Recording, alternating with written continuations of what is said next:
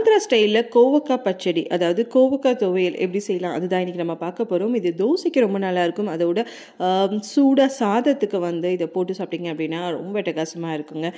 இதுக்கு என்ன தேவையான பொருள் அப்படின்னு பார்த்தீங்கன்னா, ஒரு 100 கிராம் அளவுக்கு கோவக்காய், ஒரு பெரிய தக்காளி, 10 சாம்பார் வெங்காயம் எடுத்துருக்கேன். அப்படி சாம்பார் வெங்காயம் இல்லை அப்படின்னா ஒரே ஒரு பெரிய வெங்காயம், காரத்துக்கேற்ப பச்சை மிளகாய், கொஞ்சம் புளி, 2 பல் பூண்டு, 1/2 ஸ்பூன் சீரகம், அப்புறம் ஒரு 20 கிராம் அளவுக்கு வேர்க்கடலை. இவ்வளோ தான் அதுக்கு தேவையான பொருள். ஸோ இப்போ என்ன பண்ணுவோம் அப்படின்னா, அந்த நம்மள்ட்ட இருக்கிற எல்லா பொருளையும் கழுவி எடுத்து கட் பண்ணி எடுத்து வச்சலாம். இதில் கோவக்காய் மட்டும் ரொம்ப தின்னாக கட் பண்ணணும். ஏன் அப்படின்னா இது வதங்குறதுக்கு கொஞ்சம் நேரம் ஆகும். ஸோ அது மாதிரி நீங்கள் தின்னாக கட் பண்ணிட்டீங்க அப்படின்னா சீக்கிரமே நல்லா வதங்கிடும்.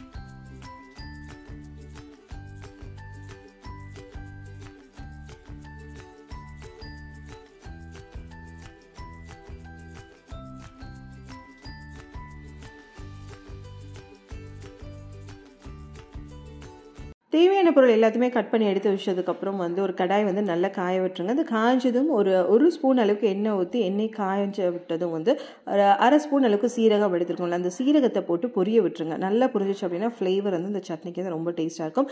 ஸோ அது பொரிஞ்சதும் அந்த 20 கிராம் அளவுக்கு வேர்க்கடலை அதையும் போட்டு நல்லா வறுத்துருங்க. அதாவது கருகாமல் நல்லா செவக்க வறுத்துருங்க. அது ஒன்ஸ் செவக்க வறுத்ததுக்கப்புறம் நம்ம கட் பண்ணி வச்சுருந்த தக்காளி, பச்சை மிளகா, பூண்டு இதையும் சேர்த்து நல்லா வதக்கிடுங்க.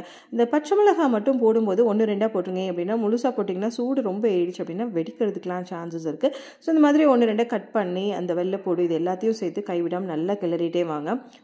ஓரளவுக்கு நல்லா வதங்கினதும் நம்ம பொடி பொடியாக நறுக்கி வச்சுருக்கிற கோவக்காய், இந்த கோவக்காய் போட்டுட்டு நல்லா வதக்கிடுங்க. ஸோ இது கூடவே நம்ம சாம்பார் வெங்காயம் போட்டிருக்கோம்ல, ஸோ அந்த சாம்பார் வெங்காயத்தையும் போட்டு தேவையான அளவு உப்பு போட்டுட்டு இந்த கோவக்காய் ஒரு 80% 90% அதாவது 3/4 வேக்காடு மேலே வேகிற வரைக்கும் ஒரு சிம்மில் கேஸ் சிம்மில் வச்சு நல்லா வதக்கிடுங்க. வதக்கிட்டே வந்தீங்கன்னா அந்த மாதிரி நம்ம அந்த கோவக்காவோட கலர்லாம் ப்ரௌன் கலரில் மாற ஆரம்பிக்கும்.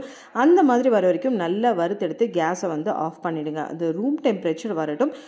இது கூடவே அரைக்கும் போது புளியும் சேர்த்துட்டு மிக்சியில் போட்டு தண்ணியை ஊற்றாதீங்க. இது ஏன்னா அந்த துவையல்ன்றதுனால கெட்டியாக இருக்கணும். இந்த கோவக்காய், தக்காளி, வெங்காயத்தில் இருக்கிற அந்த தண்ணியே நமக்கு இந்த சட்னிக்கு ரொம்ப போதும். இந்த மாதிரி நல்லா குறைன்னு அரைச்சி எடுத்துக்கோங்க.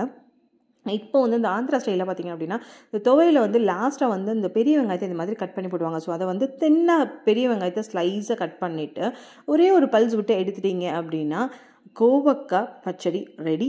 சூடாக சாதத்துக்கு மேலே பருப்பொடி, நெய் ஊற்றி இதெல்லாம் தொட்டு சாப்பிடுங்க. சாம்பார் சாதத்துக்கும் நல்லாயிருக்கும், ரசம் சாதத்துக்கு நல்லாயிருக்கும். சரி, இந்த துவையல் எப்படி இருக்குது அப்படின்னு சொல்லிட்டு கீழே கமெண்ட் பண்ணுங்கள். கெட்டி சட்னி சேனலை சப்ஸ்கிரைப் பண்ணி பக்கத்தில் இருக்க பெல் ஐக்கானை கிளிக் பண்ணுங்கள். நன்றி.